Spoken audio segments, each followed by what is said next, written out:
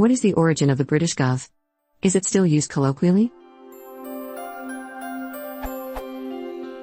I.e., is there a known historical reason behind why the British began calling each other governor and gov?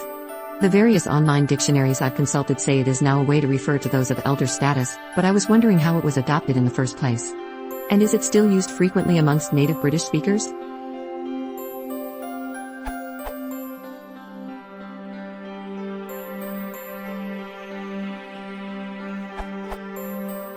It depends where you go. In some communities it is used a lot, in others not so much.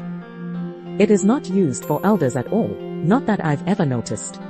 It is used to show deference to either your boss, or a person you are currently serving.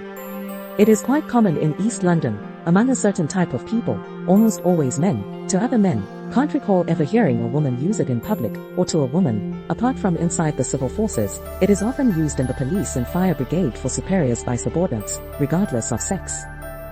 Using it in full, as governor, usually slightly contracted by accent to governor, is not overly common. It sounds odd to my London ear, slightly archaic.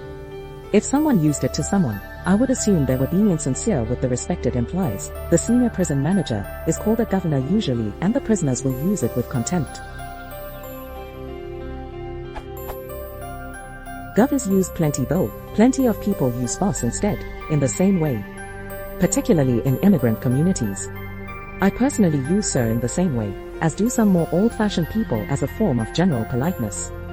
This usage is mainly employed in trade. If I get a taxi, the driver is liable to call me gov, or boss, or sir.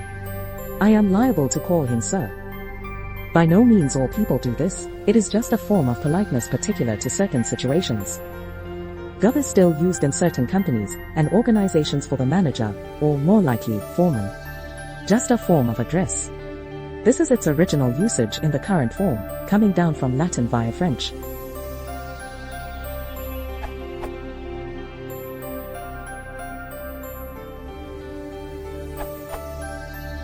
Apologies for the resurrection.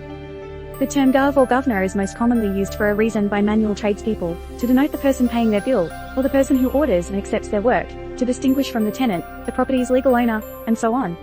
The governor is the person who they are answerable to. Since manual tradespeople tend to, on average, take a larger than average part in the social lives of their communities, their parlance propagates quite effectively.